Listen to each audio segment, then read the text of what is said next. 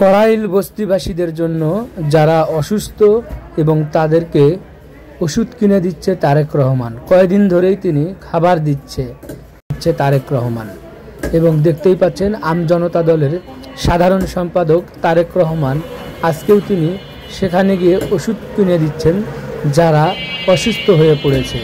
ভিডিওটা শেয়ার করবেন ভালো লাগলে, এবং আমরা তাকে যতই আমরা কটূক্তি করি না কেন, বিভিন্ন ভাষায় কথা বলি না কেন ফেসবুকে, কিন্তু দুঃখের সময় বিপদের সময় যে এগিয়ে আসে সেই হচ্ছে প্রকৃতপক্ষে মানুষ। আমরা তাকে অনেক সময় হেয় করি, হ্যাঁ, কিন্তু আজকে অনেক মানুষ থাকার পরে আমরা দেখতে পাচ্ছি এই কড়াইল বস্তিবাসীর জন্য সবচেয়ে বেশি কাজ করে যাচ্ছেন আমজনতা দলের সাধারণ সম্পাদক তারেক রহমান। এবং দেখতেই পাচ্ছেন আপনারা, প্রত্যেকটা মানুষের ভুল হতে পারে, ভুল শুদ্ধ মিলিয়েই মানুষ। ভিডিওটা শেয়ার করবেন। আসসালামু আলাইকুম।